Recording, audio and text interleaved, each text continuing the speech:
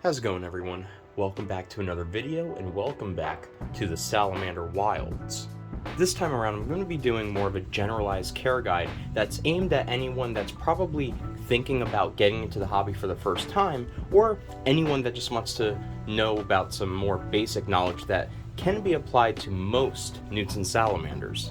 And as always, I will be leaving links to the references and resources that I use in the description below, so be sure to check those out as they provide a ton of helpful information.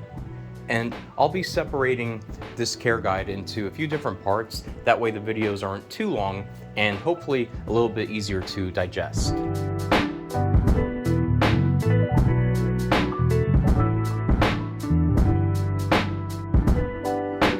The first bit of information here might seem obvious, but is perhaps the most important, and that is understanding what a newt and salamander is and what their behavior is like.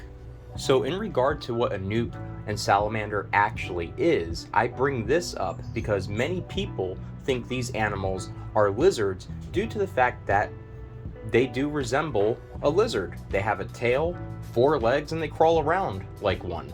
But these animals are not lizards at all. They are not reptiles. They are amphibians, just like frogs. And understanding the difference between reptiles and amphibians is extremely important, as this will determine correct care for your animal.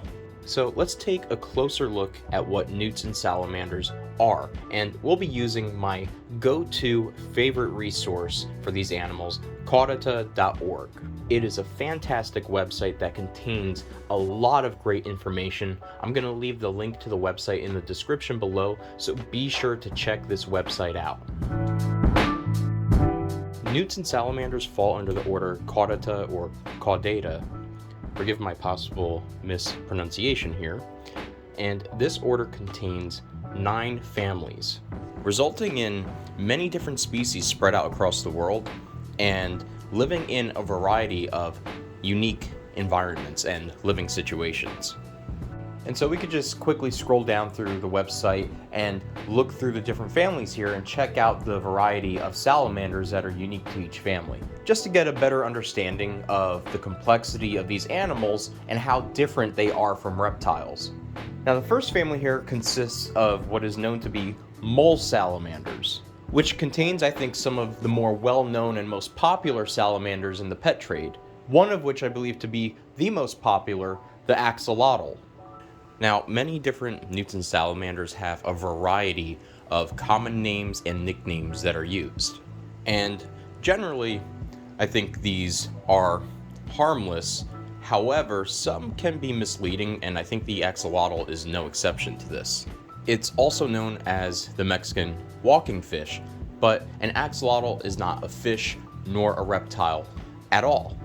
It is a salamander, and specifically a type of mole salamander related to the tiger salamander and even the spotted salamander. It is a type of neotenic salamander, which means it retains larval features into adulthood and lives its life in the water. And this is critical to understand because there are many other newts and salamanders that are not neotenic, meaning that they will lose their larval characteristics as they transition into adulthood, just like a tadpole to a frog.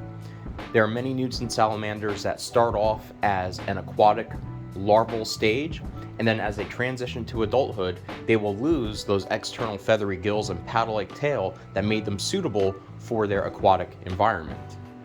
And with that understanding, there are many salamanders in the mole salamander family that are not neotenic. An example, the spotted salamander, marbled salamander, just to name a few. And these details separate these salamanders from one another and determine the care that they will need in captivity. And just to further drive home the point of how diverse salamanders are and how different these animals are from reptiles, we could just quickly check out the other families. And I think a really great example is this one right here, the Amphiuma. This salamander looks nothing like the others that we just saw. It is so different from the axolotl, the spotted salamander, the marbled salamander. You can see these really tiny legs and that elongated snout, and this salamander in particular is actually known for being able to leave a painful bite, whereas most other salamanders are almost harmless aside from the toxins that they may contain. Which leads me to another family that contains newts, and all of the members in this family contain toxins. And of course, this family includes my favorite newt, the eastern newt. And with this newt in particular, it leads a very complex lifestyle, which you've probably heard me speak about before in my other videos. It starts off as an aquatic gilled larva, transitions to the red F depicted here in this picture, and then it will return to the water a few years later as an aquatic adult. And so getting to know and researching the newt or salamander you plan on keeping is absolutely critical for the longevity of that animal. And speaking of getting to know newts and salamanders, that leads me to the topic of behavior. And understanding the behavior of newts and salamanders is, of course, also extremely critical when keeping these animals.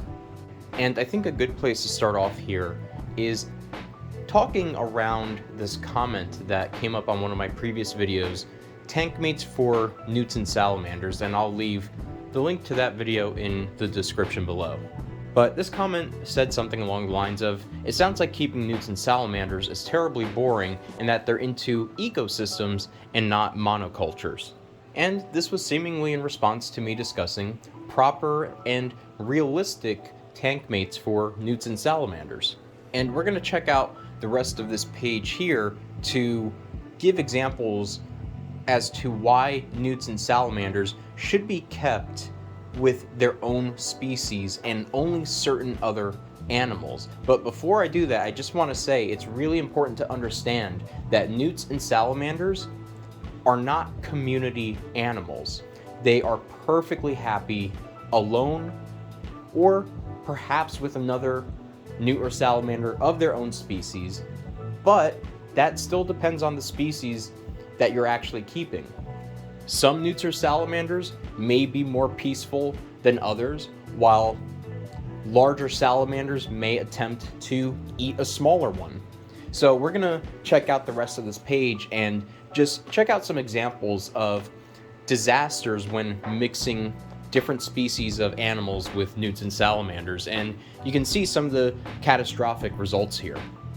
And in just this first example here, we can already see the fatal conclusion to pairing an African dwarf frog with this paddle-tail newt. Newts and salamanders will go after anything they think they can fit in their mouths. And in particular, paddle-tail newts are actually very well known for being aggressive even towards others of their own species. But aside from the potential aggression from paddle-tail newts, it's actually just impossible to accommodate an African dwarf frog with a paddle-tail newt. The temperature requirements are completely different. So there would just be no way to be able to make both of these animals happy in the same enclosure. And then even in the next example here, we can see a male eastern newt trying to court a Chinese firebelly newt. Now, in this case, temperature requirements are pretty similar. However, courtship and breeding practices are drastically different. And this amplexus could actually injure the firebelly newt. And we can just quickly scroll down the page and see plenty of other examples of disasters that have occurred when mixing different species. You can see this paddle-tail newt that swallowed a catfish, and the spine of the catfish has pierced through the chin of the paddle-tail newt. And I can go on. There's many more examples of unfortunate circumstances from housing species that just shouldn't be mixed together. And again, I did a video on this very subject. The link to that video is in the description below, so be sure to check that out. And the overall point of this section is to go over some of the behaviors that different newts and salamanders will exhibit, whether it's courtship or feeding or potential aggression. And it's critical to understand that newts and salamanders are predators. No matter how silly or clumsy they may appear, they have their own sets of rules that they follow that may not necessarily mix well with other species. And it's also important to remember that newts and salamanders do contain toxins that can prove fatal to other species. So there's just a lot of characteristics to take into consideration when it comes to properly housing these animals. And while we're still touching on the subject of behavior here, behavior will definitely play a crucial part in how the animal should be housed in an enclosure. Terrestrial species will feel more at home being able to burrow into the substrate, or perhaps hiding under a piece of cork bark, or allowing for a densely planted aquatic enclosure to make sure an aquatic species feels more at home. This behavior and how the animal should be housed all depends exactly on which species you're going to keep. So always do as much research as possible on which species you're keeping. And with that, I'm going to wrap up the first part of the care guide here. I'm going to leave links to all of the resources that I used to go over everything in this video. And I'll start the next part of the care guide by discussing topics surrounding housing. So hopefully this part of the care guide was able to provide a better understanding of what newts and salamanders are and what they are like as animals, and showcasing just how unique each species is from one another. And if you enjoyed the video, please remember to leave a like, share the video, comment down below. Hopefully this was able to also be a good introduction to anyone that's just looking to get into the hobby for the first time. And of course, please subscribe to the channel. Your support is very much appreciated. And until next time, I hope you'll join me for another adventure into the salamander wilds.